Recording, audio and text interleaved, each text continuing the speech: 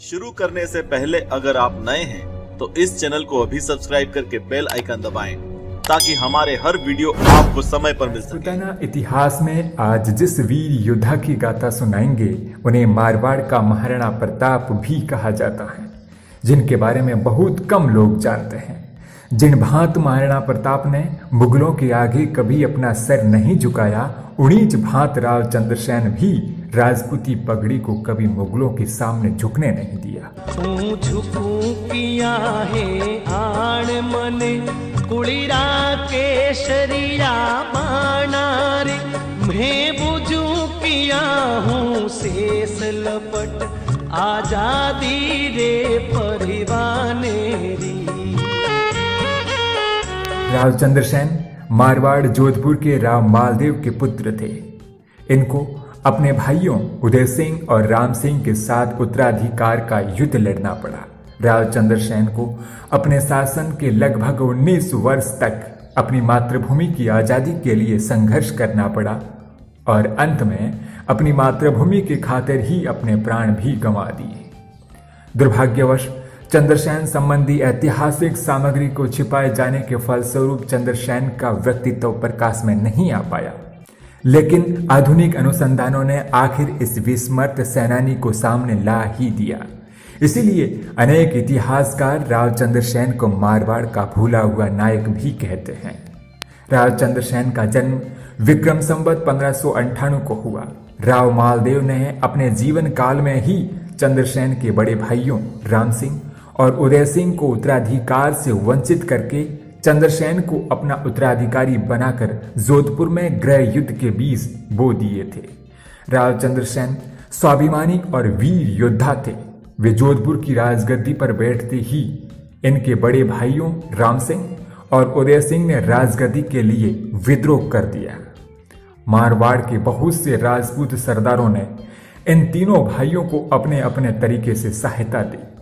चंद्रसेन भाइयों के विद्रोह को दबाने में सफल रहे, लेकिन असंतुष्ट भाई चंद्रसेन से बदला लेने के लिए अवसर की तलाश में थे। चंद्रसेन के दोनों भाई उनके विरुद्ध अकबर के दरबार में सहायता की प्रार्थना के लिए जा पहुंचे। चंद्रसेन के दोनों भाई ने मुगलों के साथ गठबंधन कर लिया। सम्राट अकबर की नीति भी यही थी कि राजपूतों की आपसी फूट से पूरा राजनीतिक लाभ उठाया जाए। अकबर ने चंद्रसेन और उनके भाइयों की आपसी फूट का लाभ लेने के लिए नागौर के मुगल हाकिम हुसैन कुली बेग को सेना देकर 1564 ईस्वी में जोधपुर पर आक्रमण करने के लिए भेज दिए, जिसमें चंद्रसेन के भाई भी शामिल थे। चंद्रसेन को जोधपुर का किला खाली करके भादराजून की पहाड़ियों में जाना पड़ा। जोधपुर छूटने के बाद साधनहीन चंद्रसेन की आर्थिक स्थिति निरंतर बिगड़ती गई।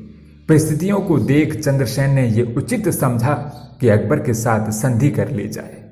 सन 1570 ईस्वी में बादशाह अकबर जियारत करने के लिए अजमेर आया।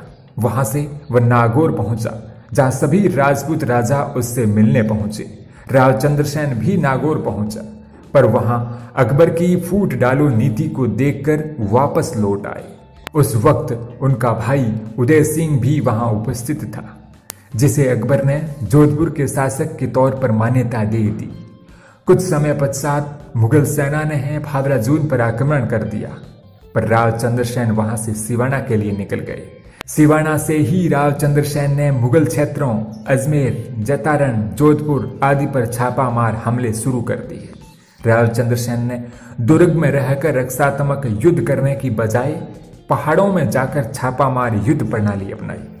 अकबर ने उनके विरुद्ध कई बार बड़ी सेनाएं भेजी, पर अपनी छापामार युद्ध नीति के बल पर राव चंद्रसेन अपने थोड़े से सैनिकों के दम पर ही मुगल सेना पर भारी पड़ रहे थे।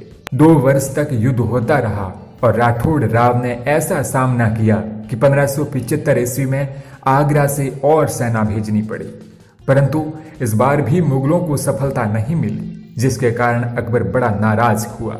इसके बाद जलाल खान के नेतृत्व में सेना भेजी, परंतु जलाल खान स्वयं मारा गया। चौथी बार अकबर ने शाहबाज खान को भेजा, जिसने 1576 ईस्वी में अंततः सिवाना दुर्ग पर अधिकार कर लिया।